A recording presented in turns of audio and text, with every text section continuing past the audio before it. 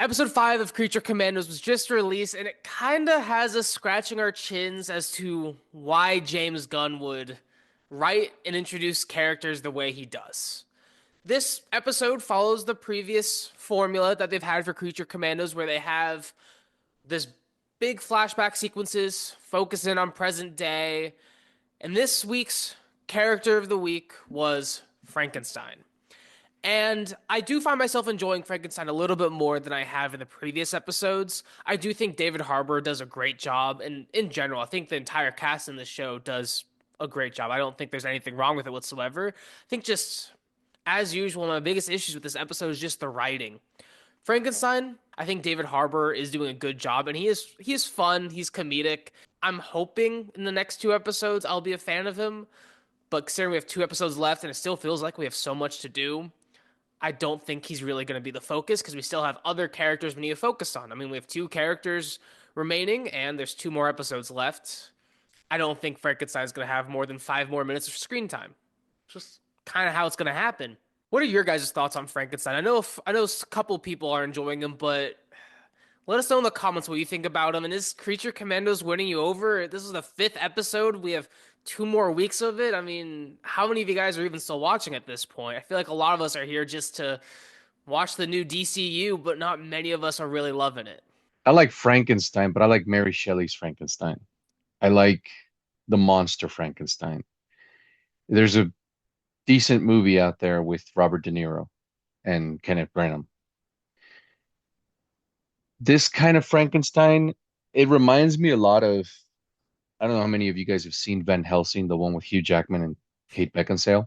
It reminds me a lot of that fucking Frankenstein. Just stupid, bumbling, tripping over shit monster. And I'm not dogging on David because I like David. I think he's a solid actor. I'm not enjoying his iteration of Frankenstein, or the Frankenstein monster, but I don't know how much of that is his fault. Last week's episode, I liked. I think it's the most.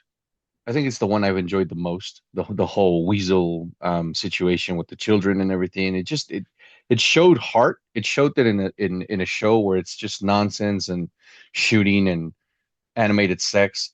It showed that we could also go in a different direction. Here, this episode, we went back to flashbacks, but I just didn't care. Maybe that's just me. If you guys are enjoying it, that's awesome for you.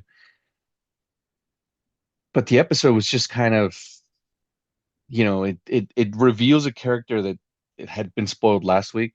It's Clayface, and I'm a big Clayface fan. And then there's if you guys have been keeping up with current events, now we're going to get a Clayface movie, and allegedly it's going to be very dark and scary. And I'm liking what I'm hearing. Supposedly it's going to be DC's version of The Fly.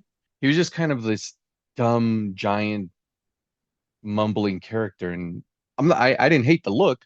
I just didn't care for the way he was portrayed. I think it looks great. Alan Tudyk's always a stellar, but Clayface here was. I'm not a fan of his introduction, but I also don't think he needs to be in this show.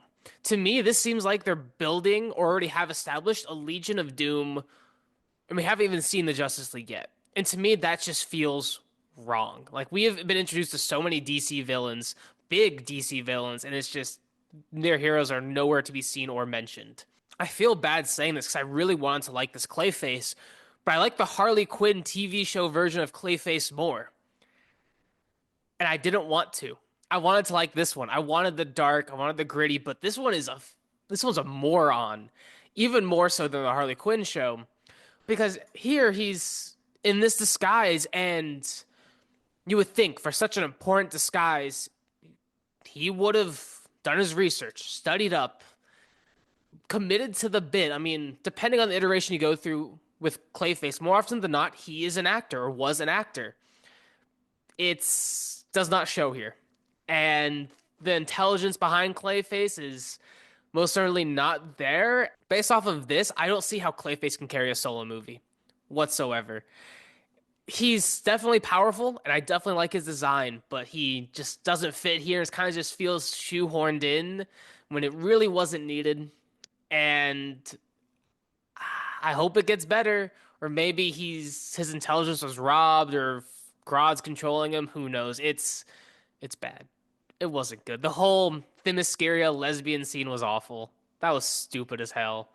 When I Yeah, saw that, I wanted to bang my head on the floor. It was awful. This was a terrible iteration of Clayface, and we've been looking forward to seeing. This is our first time really seeing Clayface in a main DCU project ever, and this sucks. And that's so unfortunate because Alan Tudyk is so hopefully, great, and he's been playing him for years. hopefully the movie will be better and it will be set in Gotham and we'll at least get a mention of Batman, not like fucking the Penguin. But we'll see. I'm 2 episodes to go. The show has It's not won me over. it's been confirmed It's for season two. Uh, I seriously, how many of you guys are actually enjoying this and watching it at this point? Because this is, if you enjoy it, I'm very happy for you. But this is a train wreck of a show. yeah, Thank you so much for watching. If you enjoy this, please leave a like and subscribe. And if you enjoy Creature Commandos or if you enjoy our review, go check out our review for the Superman trailer, where that is the first official look at DCU's first movie of Superman. And honestly, James Gunn may be winning us over in terms of movies. yeah. Take care, guys.